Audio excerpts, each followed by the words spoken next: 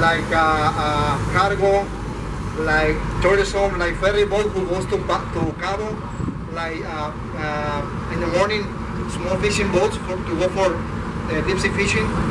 So afternoon, they start moving a lot of containers with the trucks and the trains.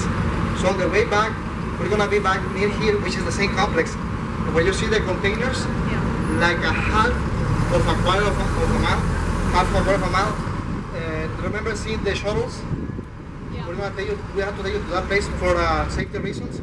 But it's very easy to come on the shuttle to get back to the boat, like in a couple of minutes.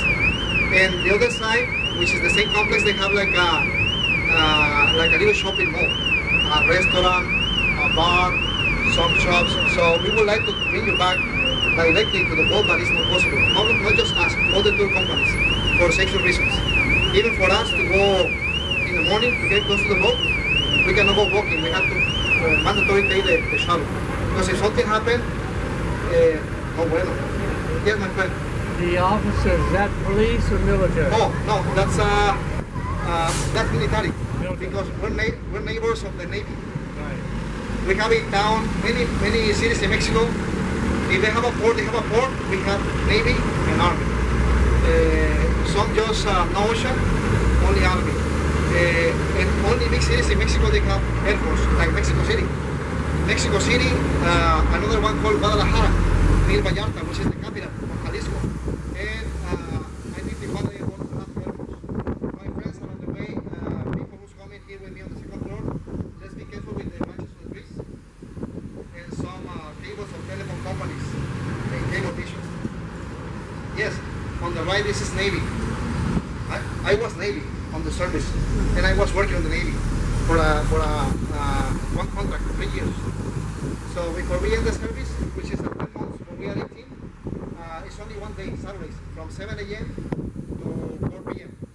And before we end, they have a big meeting. Okay, recruits, we would like to be part of Navy. We give you education, we give you bonuses, we have a hospital for you.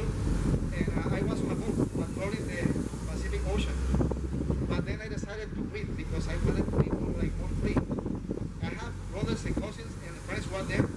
One of them retired this year, and the good thing about it, they give education, and you can go away and play.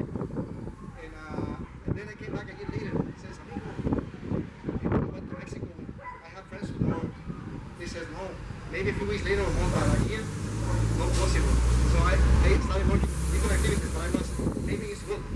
Give you a discipline, give you good education, good payment. It's good for the kids to have that because some don't want it, but now, all need to do it. Before it was like a half and half.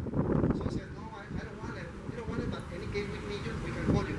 Or you have an injury, it wasn't possible. Now it's 50, it's 80% now.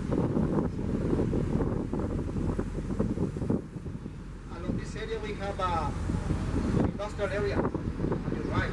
This is packing plants, freezing plants, canning plants. Because we have a big industry of fishing. We have the largest tuna fleet and shrimp fleet of Mexico in Mazatlán. Right now, the fishing boats are on their second trip for fishing the big shrimps, like the jumbo shrimps.